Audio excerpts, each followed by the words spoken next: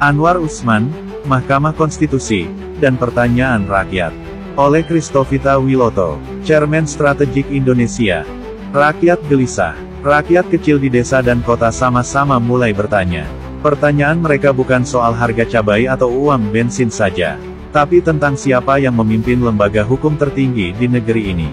Tentang Anwar Usman, tentang Mahkamah Konstitusi, tentang keluarga presiden, tentang kejujuran dan keadilan. Mengapa rakyat mulai gelisah? Karena hukum adalah satu-satunya pelindung bagi mereka yang tidak punya uang dan kuasa. 1. Latar belakang Anwar Usman. Anwar Usman lahir pada tanggal 31 Desember tahun 1956 di Bima, Nusa Tenggara Barat. Ia dibesarkan dalam keluarga sederhana. Ayahnya dikenal sebagai guru agama yang dihormati. Ibunya adalah ibu rumah tangga. Ia menempuh pendidikan dasar di Sekolah Dasar Negeri Rasabow, lalu melanjutkan ke SMP Negeri Bima dan SMA Negeri 1 Bima. Dari kecil ia dikenal cerdas dan rajin. Ia suka menulis, membaca, dan berdiskusi soal hukum dan keadilan. Setelah lulus SMA, ia hijrah ke Jakarta untuk kuliah di Universitas Islam Jakarta, mengambil jurusan hukum. 2. Awal karir Anwar Usman. Setelah lulus kuliah, Anwar Usman sempat menjadi guru honorer. Namun hatinya terpanggil untuk menegakkan hukum. Ia masuk dunia peradilan, mulai dari posisi rendah sebagai pegawai pengadilan, kemudian naik menjadi hakim. Ia dikenal pekerja keras dan tekun. Pada tahun 2011, Presiden Susilo Bambang Yudhoyono mengangkatnya sebagai Hakim Konstitusi. Pada tahun 2018, ia menjadi Ketua Mahkamah Konstitusi. 3. Kasus-kasus besar yang ditangani. Sebagai Hakim dan Ketua Mahkamah Konstitusi, Anwar Usman ikut dalam berbagai putusan penting, seperti sengketa pemilu legislatif dan presiden tahun 2014 dan 2019. Judicial Review, pengujian undang-undang, seperti soal UU Cipta Kerja. Uji materi undang-undang Pilpres soal batas usia calon presiden dan wakil presiden. Putusan terakhir inilah yang menjadi sorotan.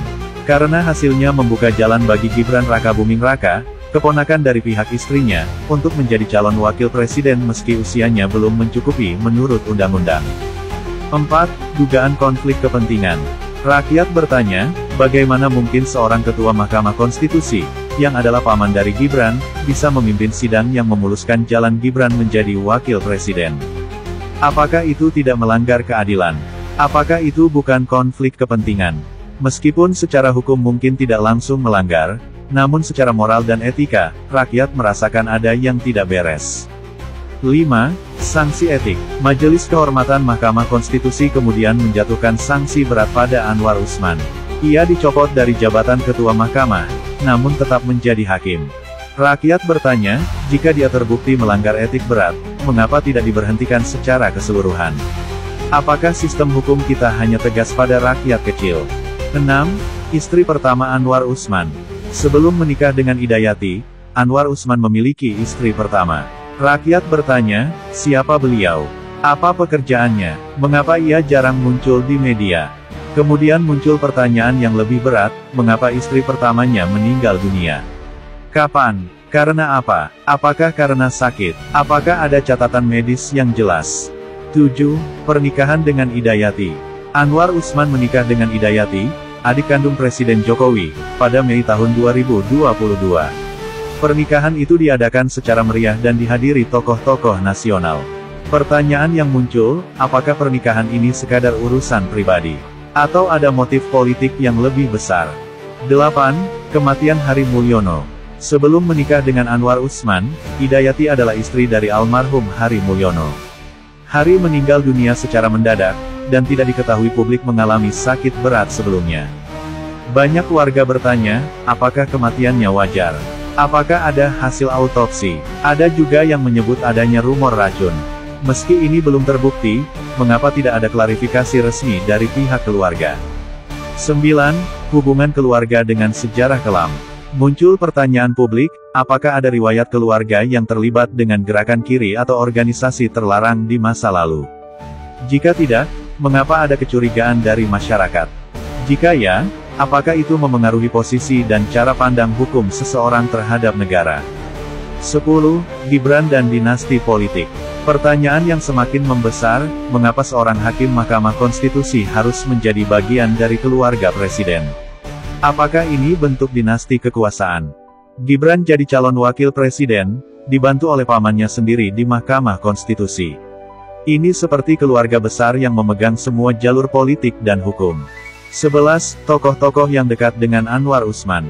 Beberapa tokoh yang disebut dekat dengan Anwar Usman. Presiden Joko Widodo ipar. Gibran Rakabuming, keponakan tiri. Luhut Binsar Panjaitan, sahabat politik keluarga Jokowi. Ketua Umum partai yang mendukung Gibran. Pejabat Mahkamah Agung dan Jaksa Agung. Beberapa perwira tinggi TNI aktif dan purnawirawan. Tokoh-tokoh di lingkungan hukum konservatif. 12. Apakah ada kasus yang diputus tidak adil? Beberapa pihak menduga Mahkamah Konstitusi pernah mengeluarkan putusan yang tidak mencerminkan keadilan. Apakah Anwar Usman pernah terlibat? Contohnya, beberapa permohonan masyarakat soal keadilan sosial yang ditolak tanpa pertimbangan mendalam. Rakyat bertanya, apakah ini karena tekanan politik? 13. Media dan diamnya elit hukum. Mengapa banyak media tidak berani mengangkat pertanyaan-pertanyaan ini? Mengapa guru besar hukum diam?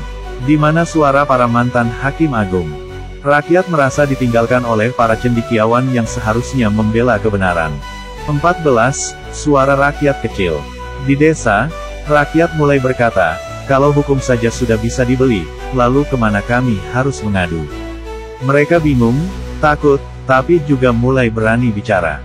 Karena hanya suara rakyat yang bisa menyelamatkan bangsa dari kehancuran. 15. Apa itu keadilan sejati?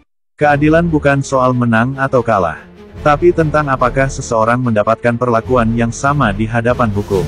Jika seorang penguasa bisa menang di Mahkamah Konstitusi karena pamannya duduk di sana, maka keadilan telah mati. 16. Ketika hukum tidak lagi membela rakyat. Rakyat bertanya, apakah hukum sekarang hanya untuk yang punya kuasa dan keluarga pejabat? Ketika seorang rakyat kecil menggugat ketidakadilan, prosesnya panjang dan sering ditolak. Tapi ketika elit mengajukan perkara, keputusannya bisa keluar dengan cepat. 17. Sifat-sifat Anwar Usman menurut rakyat. Beberapa yang dikenal publik. Tenang dalam berbicara, lembut dalam tutur kata, tertib dalam penampilan. Namun masyarakat bertanya, apakah semua itu cukup? Apakah di balik ketenangan itu, ada keberanian moral? Atau justru diam demi kenyamanan posisi? 18. Apakah Mahkamah Konstitusi masih layak dipercaya? Jika seorang ketua bisa melanggar etik berat dan tetap duduk di kursi hakim, bagaimana masyarakat percaya lagi pada keadilan konstitusi? Apakah rakyat masih boleh berharap kepada mahkamah ini? 19. Suara mahasiswa dan generasi baru. Di banyak kampus, mahasiswa hukum mulai kecewa. Mereka bertanya dalam hati, apakah kami belajar hukum hanya untuk tunduk pada kekuasaan? Mereka haus akan keteladanan, bukan hanya pidato dan teori kosong. 20. Kesan terhadap dinasti kekuasaan. Jokowi sebagai presiden, Gibran sebagai wakil presiden, Anwar Usman sebagai penentu legalitas Gibran, dan Hidayati sebagai penghubung keluarga. Semua terhubung dalam satu lingkaran. Pertanyaannya, ini kekeluargaan atau kekuasaan? 21. Jika diam, maka rakyat akan bangkit. Semakin banyak lembaga diam, rakyat akan semakin bersuara. Semakin banyak kebenaran ditutup, rakyat akan semakin membuka. Karena yang dicari rakyat bukan jabatan, tapi keadilan. 22. Apa kata sejarah? Sejarah mencatat siapa yang berdiri membela kebenaran. Sejarah juga mencatat siapa yang memilih kenyamanan kekuasaan dan melupakan sumpahnya.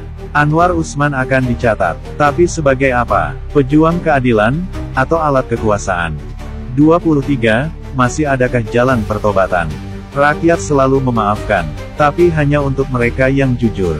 Jika Anwar Usman berdiri di depan publik, mengakui kesalahan, dan melepaskan jabatan demi keadilan, maka sejarah akan mencatatnya sebagai pahlawan moral. 24. Apa yang diharapkan dari seorang hakim? Rakyat tidak meminta banyak. Mereka tidak meminta hakim suci. Mereka hanya meminta hakim takut akan Tuhan. Karena hanya dengan takut pada Tuhan, seseorang akan berani menolak tekanan kekuasaan. 25. Apakah Jokowi menyadari ini? Sebagai presiden, Jokowi tentu tahu semua ini. Pertanyaannya, mengapa membiarkannya terjadi? Apakah demi melanggengkan Gibran? Apakah demi warisan kekuasaan? Apakah Presiden sadar bahwa rakyat sedang mencatat semuanya? 26. Pertanyaan untuk Hidayati. Sebagai adik Presiden dan istri Anwar Usman, apa yang dirasakan Hidayati? Apakah beliau pernah merasa menjadi bagian dari sistem yang menyakiti rakyat? Apakah pernah ada pergulatan batin? 27. Pertanyaan tentang almarhum Hari Mulyono. Apakah kematian Hari Mulyono, suami pertama Hidayati, benar-benar wajar?